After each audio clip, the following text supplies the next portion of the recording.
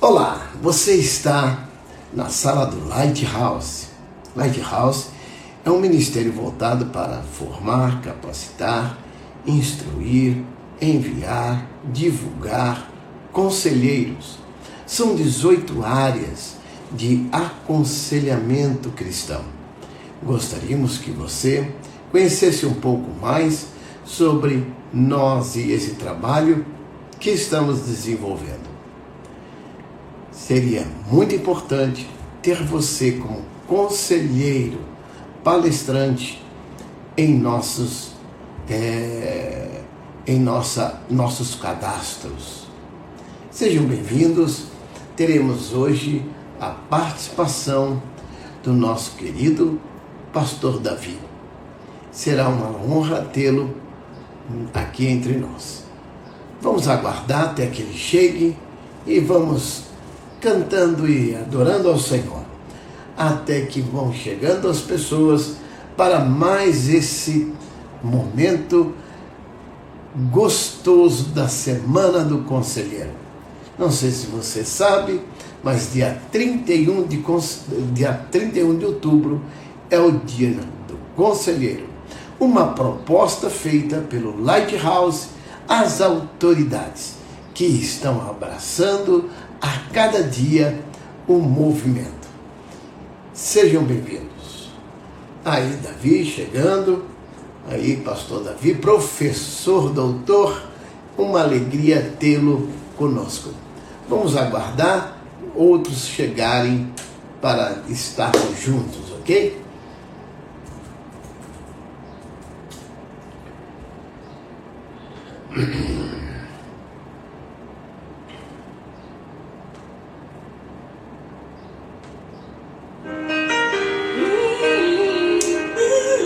Enquanto isso, adoramos.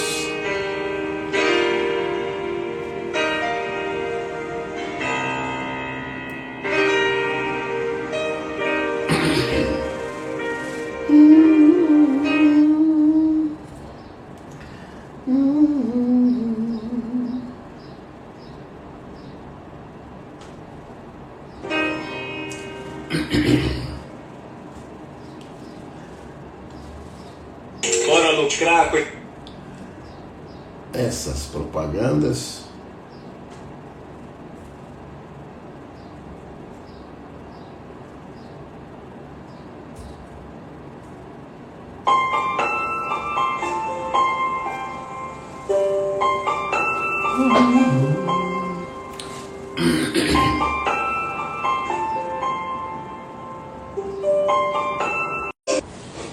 Opa, voltou. Na verdade, estava pausado, a conexão estava baixa. Então, mas sejam bem-vindos. É um prazer estar com vocês. Vou levantar e onde colocar a mão eu vou abençoar. Não chore e cuida de você, não dorme não. Levanta, tem muita gente que te ama. Eu só tô te dizer que vai acontecer. Eita, música boa. Eu só não te falar que tudo vai passar. Lembra de onde você veio, aonde que você chegou. Lembra de todos os livramentos que você já passou. Nem era pra você estar aqui, mas Deus falou assim: esse aí vou levantar. E onde colocar a mão eu vou abençoar. Não chore e cuida de você, não dorme. Levanta, tem muita gente que te ama.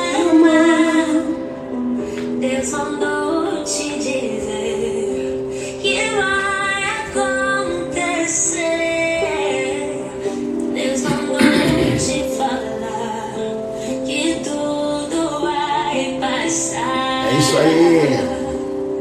Não chore, quem cuida de você não dorme, não. Levanta, tem muita gente que te ama. Deus mandou te dizer que vai acontecer. Deus mandou te falar que tudo vai passar.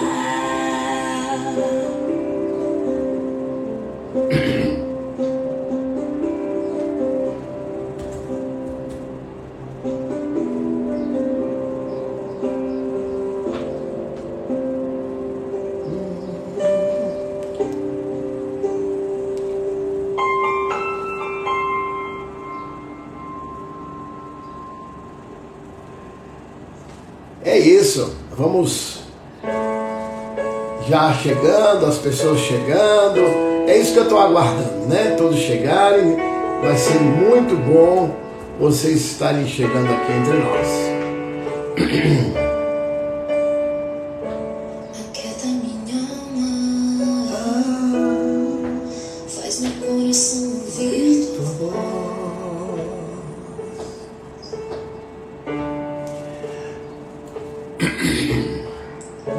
Me chama pra perto,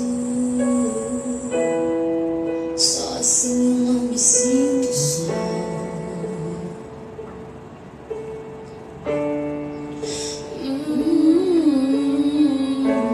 Aquieta minha alma,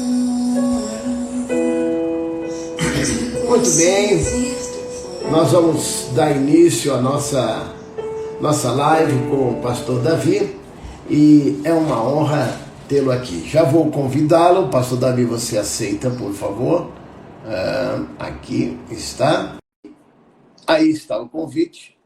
E agora vamos aguardar o pastor Davi já acessar. Como eu já disse no início, o pastor Davi, ele é formado, não é? Ele é professor há muitos anos, e ele vai, na entrevista, aí nós vamos conversar sobre isso, e tem prestado um serviço muito joia para todos nós. Então, pastor Davi, é só aceitar aí. Aí, já aceitou? Como que tá?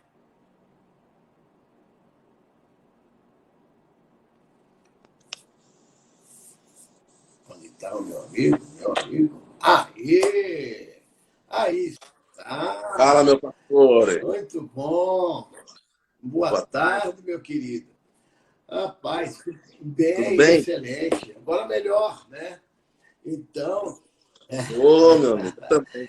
bom, gente, Como é que estamos bem, estamos? graças a Deus. Graças a Deus. Bom, gente, estamos aí com o pastor Davi, professor formado em Direito, Filosofia e é o coordenador do curso de Teologia Clínica. Nós vamos conversar exatamente sobre esse tema e também conhecer um pouco mais a respeito da importância do aconselhamento nas igrejas. Já vista que o pastor Davi é um coordenador de um curso que tem um olhar voltado para as pessoas. Muito bem, pastor Davi, está aí à liberdade. Gostaria de iniciar essa live perguntando para você o que leva a você a pensar em aconselhamento e formação de conselheiros. Antes, dê uma saudação aí para o pessoal que está chegando. Pastor Nivaldo, meu amigo, é um grande prazer, um privilégio, primeiro, saudar você e agradecer pela oportunidade de participar da Lighthouse e entrar num projeto tão abençoador, né? Sim. A minha formação, ela é basicamente uma formação em teologia clássica, em teologia, digamos que eu me formei numa escola de teologia formal, né? Uma escola de teologia clássica, onde a gente era muito bem treinado do ponto de vista do pensamento, da mente, o aspecto cognitivo, sistemático, né? Mas nós não éramos bem treinados no sentido de tratar do ser humano também nas suas dimensões mais profundas, Sim. né? Então, essa experiência da Lighthouse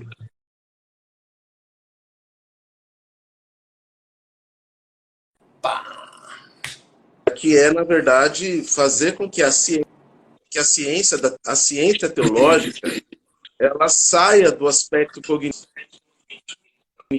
ela Davi, saia do elemento ela teórico. falhou um pouco. Eu gostaria de dizer, desculpe, a conexão não está muito boa aqui.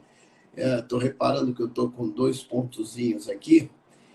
Vou até abrir a porta, que talvez seja por conta do Wi-Fi. Mas gostaria que você continuasse e voltasse um pouquinho, que você, me parece, parou ali na teologia sistemática. Foi mais ou menos por aí que você parou. Certo. A teologia que eu estudei, ela era necessariamente americana. Era uma teologia, digamos que importada, né? Trazida dos Estados Unidos para cá, e era uma teologia muito formatada, muito sistemática. E nós, estudantes de teologia naquela época, eu me formei em 1999. A minha primeira graduação em teologia foi em 99, quer dizer, no ano 2000, naquela famosa virada de milênio, aquela discussão toda, eu estava já ordenado pastor batista e já dando aulas. Eu fui ordenado em março de 2000, logo no início de março, e no meu concílio, o reitor do seminário teológico, na época, pastor Paulo Fontaneta, um grande amigo, pastor Paulo, já aposentado, ele já dali já me convidou para dar aula, e aí eu já descobri a paixão pela academia, pela formação acadêmica, pela formação teológica. Já comecei a dar aulas no Seminário Teológico Batista do Oeste do Brasil na época, e ali já engatei ali o meu chamado docente. E desde então eu não parei de trabalhar com formação de liderança, e entendo que agora, nesse tempo que nós estamos vivendo, a teologia tem uma enorme contribuição à sociedade, uma enorme contribuição na formação de igrejas, principalmente na questão da formação de conselheiros. Então, esse é um valor importantíssimo que se agrega à questão da minha formação teológica, da minha formação acadêmica, e entendo que essa contribuição é inestimável. Do ponto de vista social, do ponto de vista coletivo, a teologia hoje tem uma grande contribuição a dar na formação de líderes, de cristãos conselheiros, capazes de compreender não só e tratar não só do elemento cognitivo, mas também do elemento interno, das grandes questões, das grandes dores dos seres humanos hoje. Então, para mim é um grande privilégio, pastor, poder participar da Lighthouse e poder, com a teologia, com a ciência da teologia, dialogar com o aspecto terapêutico, o elemento terapêutico, levando as pessoas a, de fato,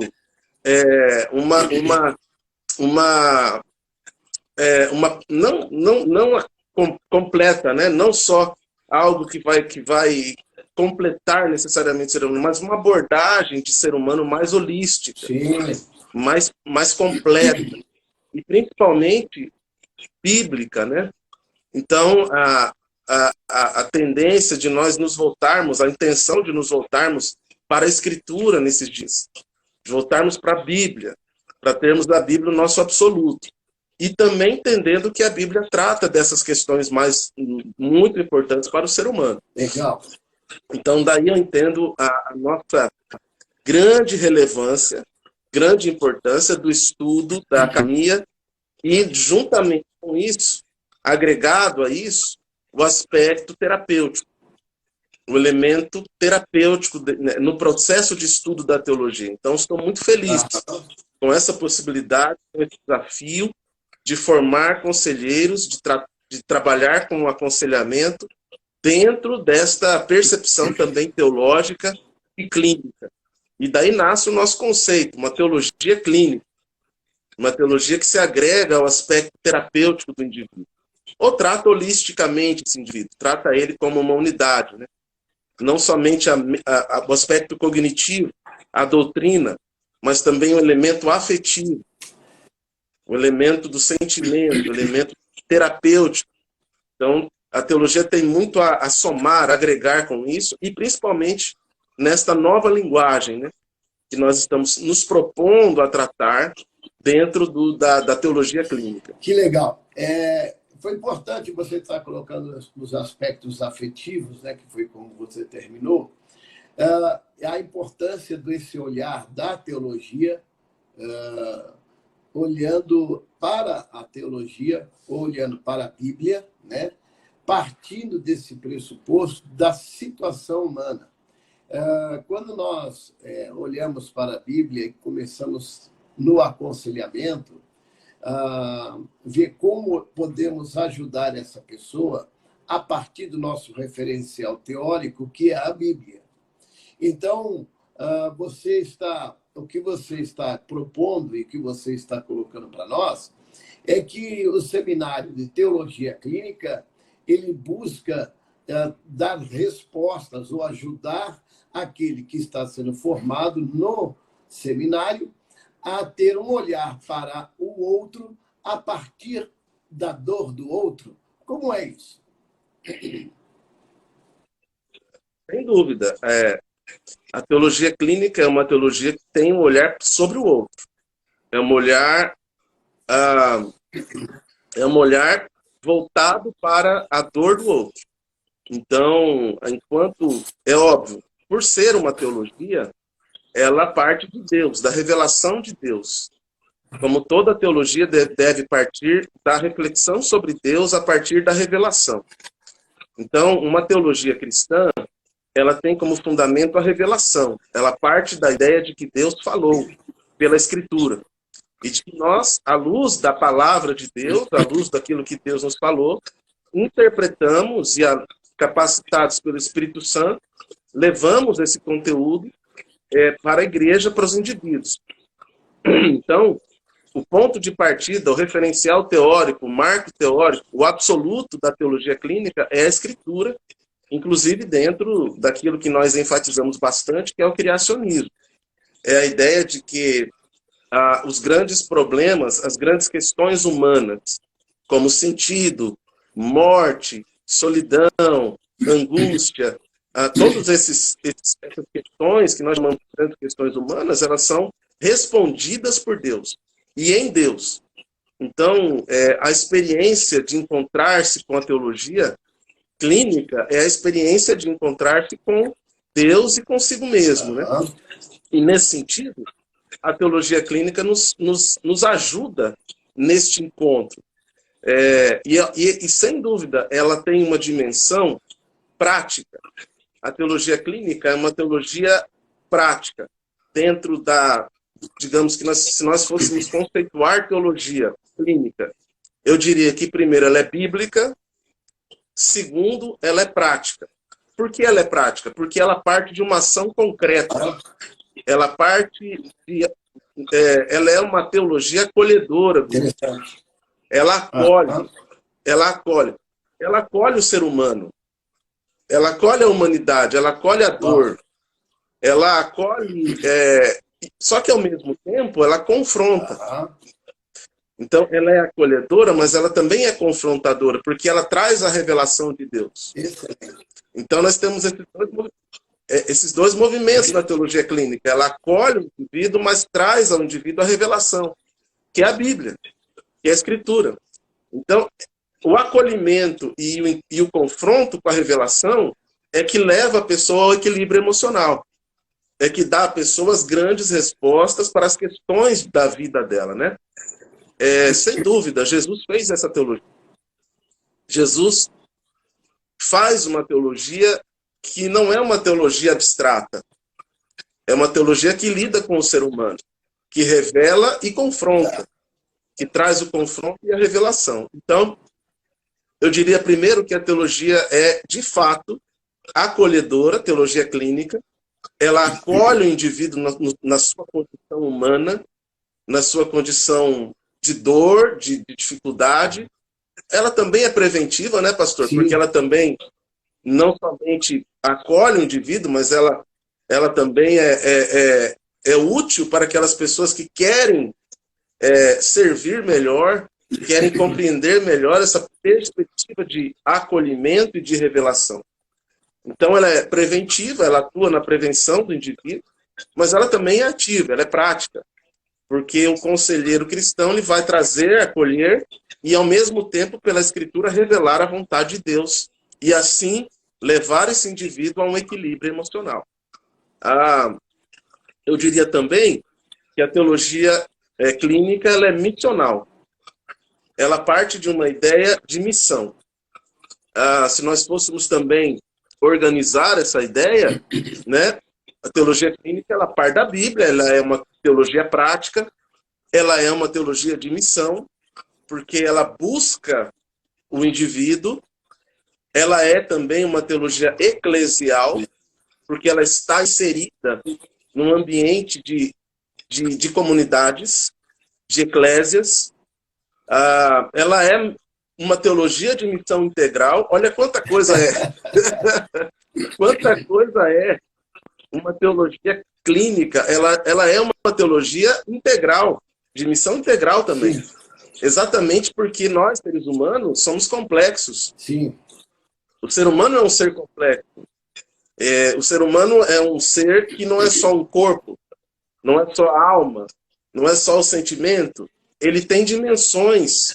Ele é um ser absolutamente complexo. Então, e na sua integralidade, a teologia clínica, ela atua exatamente em todos os elementos do ser humano, principalmente em suas dimensões espirituais, em suas dimensões internas. Avança, tratarmos. Caiu aí? Caiu aqui, mas já voltou.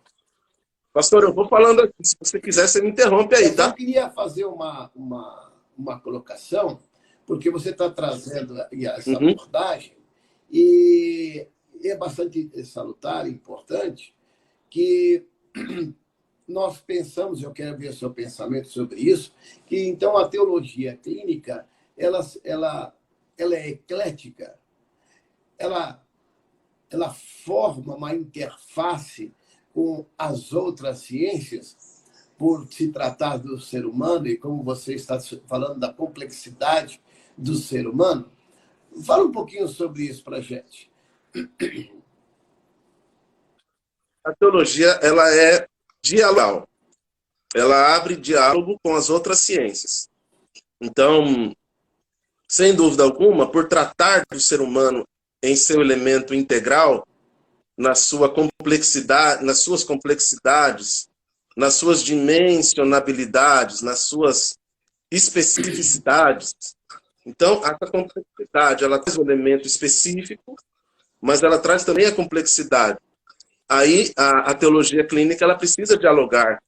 Ela precisa dialogar com as outras ciências, com a psicologia, com o aconselhamento, que seria o grande elemento formador dessa nova teologia, com a antropologia, a sociologia.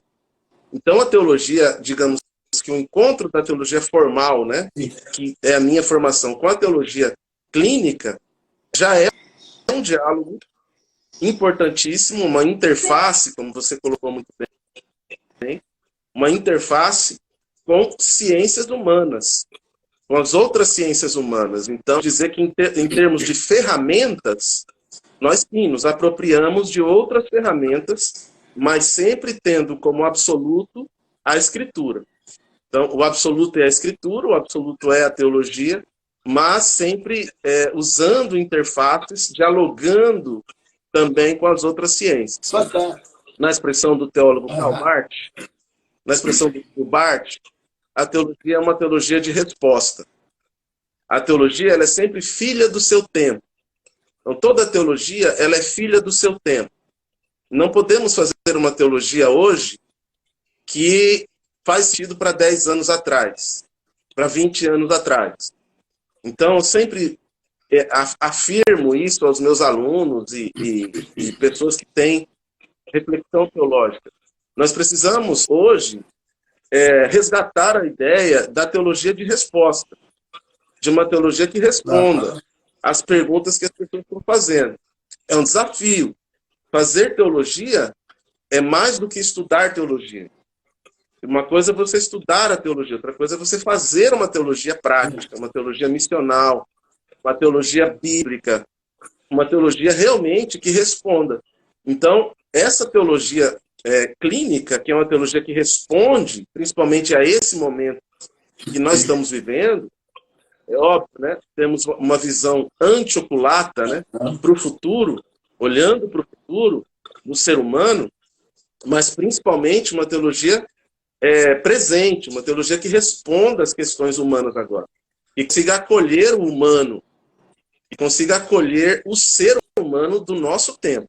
Aí sim, é uma teologia dialogal. É uma teologia que encontra interfaces nas ciências humanas, nas ciências que tratam do ser humano, e aí o diálogo com a antropologia, com o aconselhamento, com todas essas ciências humanas, é fundamental para nós. Sim, e sem desprezar, sem dúvida, né, a filosofia. Eu acho que é muito importante, quando a gente fala em teologia clínica, não podemos perder os grandes pensadores que trazem luz para muitas coisas que nós vivenciamos hoje, e eu creio que isso também é importante. Vamos dar um toquezinho aí, professor?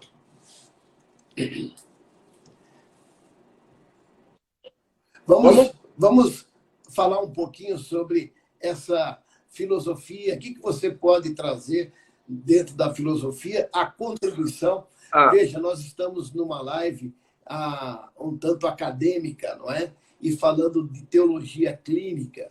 E estamos fazendo uma interface já falamos dessa interface com outras ciências, né? E quando você abordou o aspecto da antropologia, logo me remeteu também pensar na filosofia. Vamos explorar um pouquinho isso. Creio que é fundamental, porque a filosofia, muito do que nós temos hoje de comportamento, parte de um processo filosófico, não é verdade? Vamos lá, professor. Sim. A filosofia e a teologia sempre andaram juntas. Quando estudamos teologia, paralelamente nós estudamos a filosofia, porque logo no início, o apóstolo Paulo mesmo, ele usou da sua estrutura filosófica. O apóstolo Paulo, ele teve uma formação aos pés de Gamaliel, que o ajudou, né? Gamaliel era digamos que um professor que entendia a importância da filosofia. Era um professor que entendia a filosofia como necessária. Alguns outros filósofos da época demonizavam a filosofia, achavam que só os judeus deveriam estudar só a lei, só a Torá. Gamaliel não. Gamaliel ensinou a Paulo a filosofia também juntamente com a lei. E aí, quando Paulo tem o seu encontro com Cristo, ele não abandona o seu conhecimento anterior. Então é muito interessante. O apóstolo Paulo não perde o seu conhecimento anterior. Ele agrega um conhecimento novo. Isso é que eu acho importantíssimo na teologia clínica. Nós não perdemos o nosso conteúdo anterior e agregamos coisas novas, agregamos o nosso momento novo. Então foi isso que Paulo fez. Então na mente de Paulo estava tudo lá. A filosofia, a teologia e o momento histórico que ele estava vivendo, de forma que ele pega todo esse conteúdo filosófico e teológico, no caso, e aplica isso aos gentios. E traz toda essa luz para o ambiente onde ele estava, e Paulo, de fato, faz teologia, porque é uma teologia nova. Sim. É algo novo. Paulo tem uma teologia própria. Depois podemos pegar Lutero. Lutero também é a mesma coisa. Ele tinha uma mente preparada pela teologia católica, encontra-se com Jesus, tem uma experiência com Jesus e agrega tudo ao pensamento filosófico dele, né? E leva tudo isso para a reforma. Depois temos Calbart, de forma que os grandes pensadores, os grandes teólogos, aqueles que marcaram a história, eles sempre trouxeram o conhecimento filosófico. Então, sempre houve a inclusão da filosofia na teologia. Então, nós temos hoje grandes filósofos que estão trabalhando o nosso momento histórico, né? E outros do passado também, como Durkheim, Schleiermacher, e outros grandes teóricos que trabalharam a filosofia e a teologia. Então, o valor, né, da filosofia é inestimável. O valor de todo o conteúdo filosófico para nós hoje, para a vida presente, é inestimável. Então, sem dúvida, a teologia clínica ela é muito aberta ao diálogo com a filosofia. A filosofia nos dá bases teóricas e a teologia ela também tem as suas bases teóricas. A teologia também tem o seu corpo de percepção, de verdade, né? De doutrinas. E isso também faz com que haja essa interface, esse diálogo entre as ciências. E aí, sem dúvida, a filosofia Legal. tem o seu papel fundamental no elemento da teologia Que clínica. legal. Davi, eu só vou tentar ir para um outro lugar aqui e a gente vai falando para ver se não acontece de travar tanto. Então, vamos para um outro Tá legal. pontinho aqui e eu creio que aqui vai ficar melhor. Deixa eu ver aqui. Muito bom. Então, vamos lá de novo. Agora já estou em outro lugar. Creio que aqui vai melhorar. Aê. Bom, estamos falando, então, dessa questão da filosofia, da importância da filosofia no saber, na interface, né? Então, teologia, a ciência, como uma matemática exata, e a teologia, como o absolutismo, não é? Então, isso é muito importante para que nós possamos ter uma compreensão holística do ser, que foi uma das coisas que você abordou, essa visão holística do indivíduo. Então, por que nós, como teólogos, precisamos ter uma visão holística? Aproveitando, quero colocar para vocês que estão aí nos ouvindo, que vocês podem interagir, fazer algumas perguntas, isso vai enriquecer bastante a nossa live, né? Tá aí, estou vendo aí o Bruno, né? Doutor Bruno, está aí também, grande amigo, minha ovelha. Sei que o pastor Nilton também está aí, que já deu a sua entrevista. Ontem nós tivemos uma rica também entrevista com o Cal, que foi uma das pessoas que fez parte da equipe da Bíblia Conselheira. Então, realmente foi muito Legal. rico ontem e está sendo rico hoje Bom. de novo. Então, pessoal, vocês têm aí a liberdade de fazer perguntas, tá bom? Então, vamos lá. Então, eu havia feito uma pergunta, não sei se você gravou a pergunta, eu me perdi agora, mas eu acho que eu estava falando sobre essa complexidade, essa importância da interface ciência e também filosofia e teologia. E a teologia como ponto absoluto, nosso referencial teórico. Que cuidados você acha que precisamos ter quando a gente faz essa interface? Bom, eu acho que eu penso que o cuidado que devemos ter é o cuidado de não absolutizarmos a filosofia, né? Então, a filosofia ela é uma ferramenta. O nosso grande e verdadeiro absoluto é a Escritura. Como temos enfatizado. No entanto, hoje, por exemplo, o papel da filosofia é um papel muito importante, porque os filósofos hoje, os filósofos chamados contemporâneos, não os modernos, mas os contemporâneos, eles têm tratado de temas que nós precisamos tratar na teologia. Por exemplo, eles têm tratado do tema a ruptura das Ah, o tradições. quê? Nós estamos Não entendi. vivendo a ruptura das Ruptura. tradições. Das tradições. Essa ruptura das tradições faz com que a gente esteja num período muito solitário, em termos daquilo que é chamado na filosofia de metanarrativas. Aquelas narrativas que davam sustentabilidade, que davam identidade ao indivíduo, elas todas estão perdendo. E a tendência é que elas cada vez mais sejam esvaziadas, né? A desintegração desses sistemas tradicionais, a ruptura da sociedade com esses sistemas tradicionais, são muitos fatores, pastor, juntos, são muitos fatores que estão juntos no nosso momento social. É muita coisa acontecendo ao mesmo tempo. São muitas ameaças à saúde emocional das pessoas. Então, essas alterações, por exemplo, na própria população mesmo, mostra que nós estamos vivendo um tempo de instabilidade, e isso faz com que a filosofia seja muito importante nesta análise, né, nesta percepção. E a teologia nos ajuda a voltar para o encontro com essa revelação de Deus. Então, eu diria que a análise, ela é filosófica. O olhar, ele é filosófico.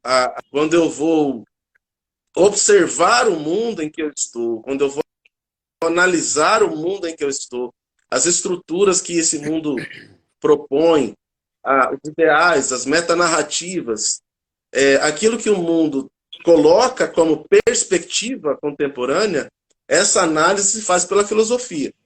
Eu olho o mundo como um raio-x pela filosofia. Eu consigo tirar do mundo a sua essência. É isso que a filosofia faz. Ela olha essa caneta e ela quer descobrir não a forma da caneta, mas a essência dessa caneta. O que é que essa caneta é em essência? Então, o olhar essencial da filosofia é algo que vai me ajudar a compreender o mundo. E aí tem Gilles Lipovetsky, um grande filósofo, aquele que você me mandou, sensacional a abordagem dele. Enfim. Então, Michel Henry. Então, a filosofia me ajuda no olhar, é a ferramenta de análise da sociedade, do mundo, e principalmente de um perfil, de um ideal que este mundo traz para a sociedade. E aí nós confrontamos esse olhar filosófico com o olhar da Escritura. Então é óbvio, nós acreditamos e temos absoluta certeza que a nossa orientação ela é bíblica. A orientação que a gente leva à sociedade, às pessoas, ela é fundamentada na Escritura. Mas o nosso olhar precisa ser filosófico. O olhar da filosofia ele é crítico. Ele é crítico. É um olhar capaz de perceber ali e criticar essa sociedade, né? Então, é interessante, só para fechar, pastor, que esse olhar da filosofia, ele dará aos nossos alunos uma mente preparada, uma mente habituada, uma capacidade de observar e perceber a essência do objeto, a essência da sociedade, a essência de alguma coisa. Então, esse é o olhar da filosofia que nós queremos que os nossos alunos consigam ter. E, ao mesmo tempo, trazendo a revelação de Deus, que é a Escritura, para responder às questões que fazem com que hoje a gente tenha uma sociedade em ruptura. Uma sociedade em ruptura. Legal. Eu achei muito importante, muito sério mesmo isso que você estava colocando. E a questão dessa ruptura do indivíduo. Isso é seríssimo. Daí observarmos o quanto de de ansiedade e síndromes novas que estão ocorrendo. E a sociedade não percebe, não entende, e muito menos a igreja não está percebida, salvo alguns outros aí, que estão um pouco mais inteirados do que está ocorrendo, dessa influência, né, dessas ideias que vão sendo passadas por todos os canais de comunicação, que vem destruindo exatamente essa ideia da tradição judaica religiosa, e que fragmenta o indivíduo em muitos aspectos, trazendo também muitas doenças que aí nós estamos vendo na sociedade. Davi, tem uma pergunta aqui que é bastante importante, que o Bruno está fazendo aqui. Pastor Davi, como combater a atual relativização bíblica, que tem trazido um ceticismo exagerado em muitas pessoas e, por consequente, problemas emocionais? Creio que o Bruno está indo mais ou menos naquilo que eu havia abordado. Vamos lá. Temos um pouco de tempo ainda aí. O nosso tempo hoje, o nosso momento, o momento que nós estamos vivendo hoje, é um tempo de relativismo. Então, é muito difícil para a sociedade atual suportar a ideia de verdade, a ideia de verdade objetiva. Porque, primeiro, o homem, na própria modernidade, no período anterior a nós, que estamos na pós-modernidade, hipermodernidade, modernidade tardia, o homem entrou no momento de afastamento da verdade, quando ele se depara com a sua própria razão. Então, toda a verdade precisa passar pela razão.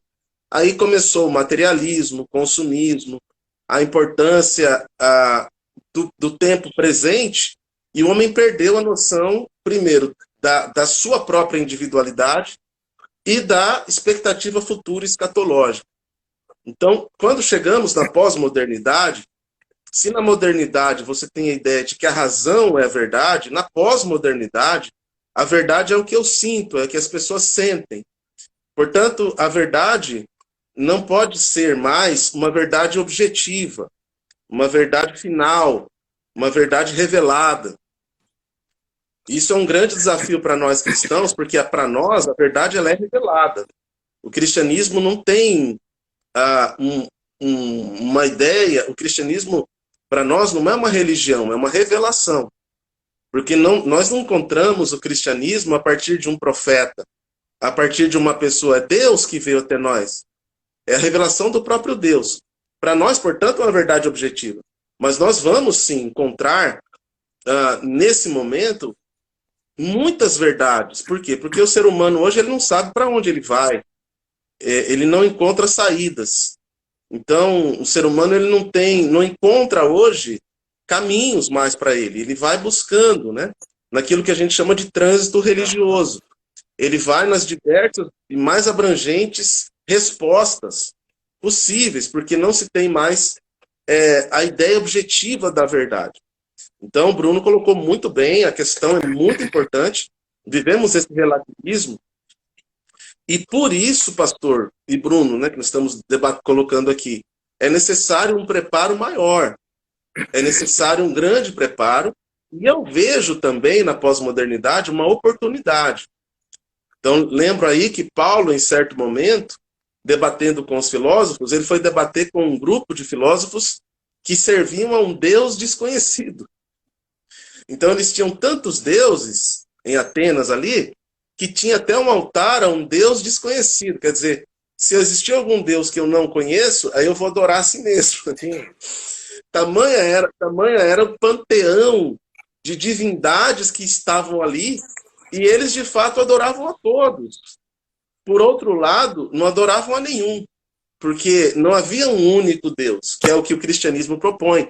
Um único Deus verdadeiro. Jesus disse, eu sou a verdade, eu sou o caminho.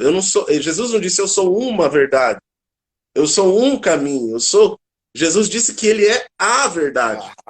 Ou seja, ele absolutiza. Ele se coloca como o único. Sim. Então não existem verdades fora de Cristo. Não existem verdades fora da Escritura. Né? Então, para nós, ainda que estejamos vivendo num mundo de falta de sentido no sentido de falta de verdade, nós entendemos que esse momento é o momento que traz mais esgotamento. Essa ausência de verdades vai trazer mais rupturas, mais doenças patológicas. Então, a ausência do sentido é uma das doenças, inclusive. A ausência da verdade é uma das doenças. A ausência do sentido em Deus é uma das doenças. Então, nós temos isso para tratar. Nós temos isso, Deus nos colocou nesse momento agora. Deus nos fez nascer exatamente nesse tempo, para que nós respondêssemos e fizéssemos uma teologia de resposta, que eu entendo ser a teologia clínica. É uma teologia baseada na Escritura e que responde às questões do nosso tempo. E uma das questões é essa, é a ausência de verdade, a ausência de sentido, é a ruptura com a ideia da verdade. Então, muito bem colocado, a questão é muito importante, e eu trato isso como um desafio. O desafio de colocar novamente, através da Escritura, um princípio de verdade, um princípio norteador objetivo, tanto no campo ético, quanto no campo prático e cognitivo. Tanto a verdade doutrinal, quanto a verdade da vida. Joia. Fantástico.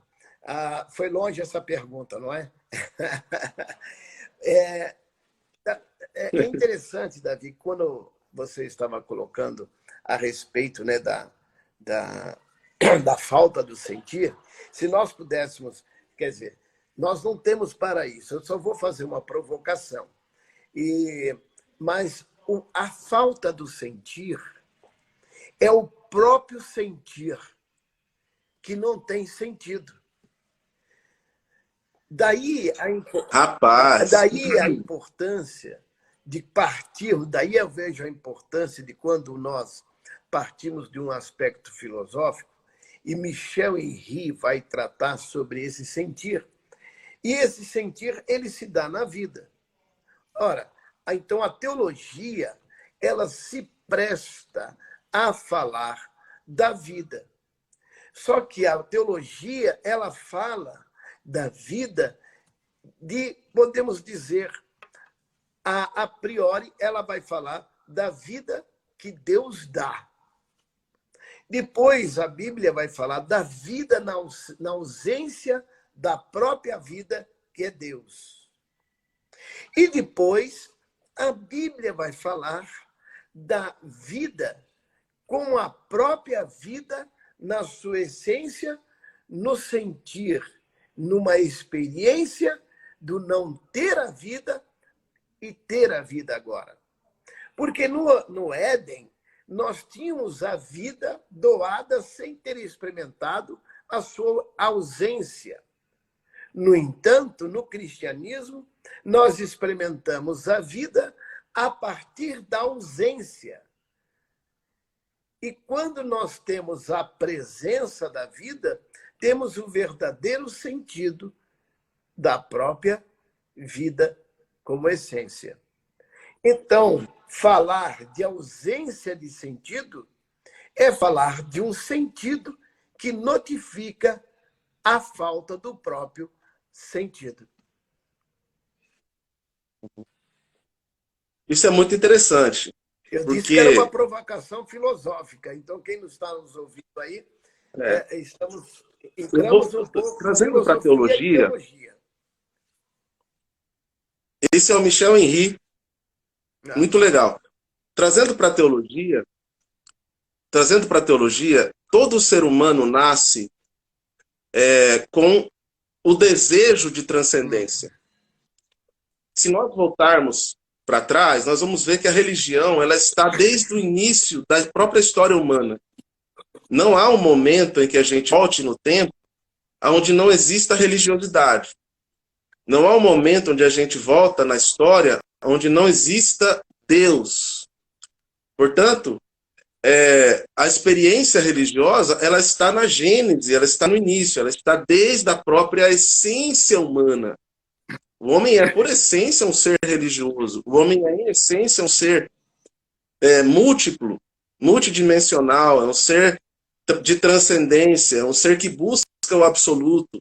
Por isso é que a ausência desse absoluto, ele é tão... ele traz tantas alterações psíquicas. Essa ausência de ter o absoluto, que é Deus, ele vai alterar a experiência psíquica do indivíduo. De forma que ele, na ausência, ele vai sentir-se um ser solitário, um ser angustiado. Sim. Os filósofos aí da modernidade trabalharam o existencialismo, o ateísmo, a angústia humana, o grande medo humano, que é a solidão. Inclusive a solidão eterna. A angústia de não saber o que será a sua eternidade, né? Sim. Então, me parece que a própria sociologia descreve a religião como um fenômeno humano. A própria sociologia descreve a religião como algo cultural. E isso nós sabemos de onde vem. Vem do criacionismo. Vem da noção de que Deus, ele está dentro de cada pessoa, como dizia Agostinho, numa espécie de vazio, em que o homem busca encontrar respostas a esse vazio. Enquanto mais ele busca, mais angustiado ele se torna. Quanto mais ele quer encontrar respostas, muitas vezes no próprio mundo, na bebida e não sei o quê, e vai buscando, no fundo é um homem em busca dele. Sim.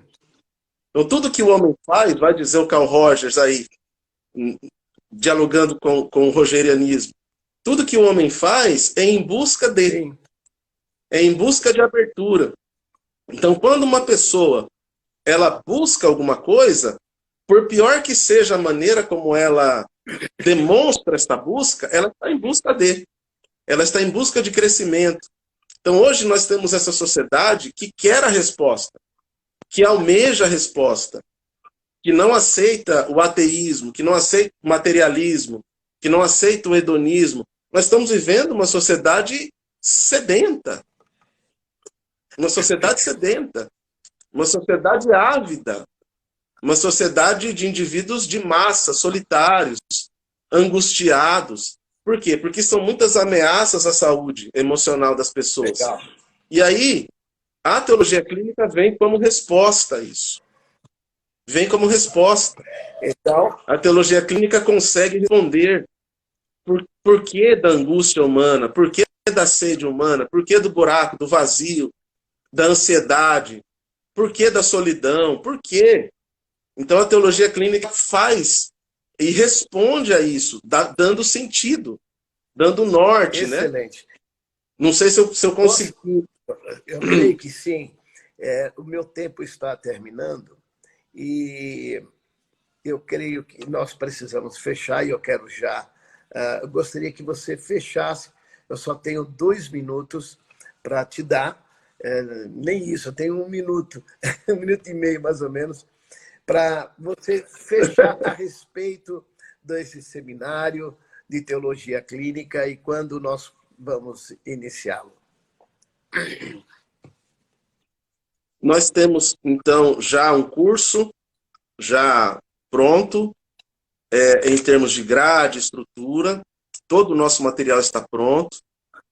E nós queremos, sim, convidar as pessoas a iniciar o seu curso de teologia clínica, fazer essa interface da teologia com as outras ciências, a filosofia, o aconselhamento, a psicologia, e terem uma formação capaz de responder não só o elemento cognitivo, mas principalmente as grandes patologias do nosso tempo, e se tornarem conselheiros de excelência, se tornarem conselheiros capazes, hábeis, nessas ferramentas todas, para de fato ajudar a servir as pessoas que hoje estão adoecidas e precisando de fato de uma teologia que responda. Legal.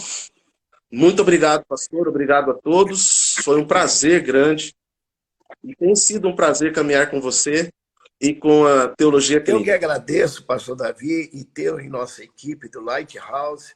Para nós é sempre um ganho enorme. e você como coordenador do curso de Teologia Clínica do Lighthouse, para nós é muito enriquecedor. Sabemos do teu caráter, dos seus conhecimentos, da sua profundidade e o seu desejo de cada vez mais se aprofundar. Então, muito obrigado, eu que agradeço. Vamos voltar, com certeza, a dialogar por aqui e trazendo temas interessantes como este. A todos, muito obrigado. Hoje à noite ainda temos 2 lives, tanto com o Hilton Acosta e também com o Herculano, que são professores, pastores. Tenho certeza que haverá profundidade, como foi nessa live de hoje, e como tem sido toda essa semana, a Semana do Conselheiro. Ainda hoje já recebi outra notícia boa. Bonito, o prefeito sancionou a lei do Dia do Conselheiro. Opa! Da Lighthouse. Legal. Para a cidade. Glória a Deus. Lighthouse continua fazendo diferença nos estados. Então, e cidades, nós nos alegramos por isso. Um grande abraço e Deus abençoe a todos. Vai ficar lá no meu Instagram, você entra lá e pode pegar essa mensagem e revê-la, então, e aprender. Um abraço. Deus abençoe.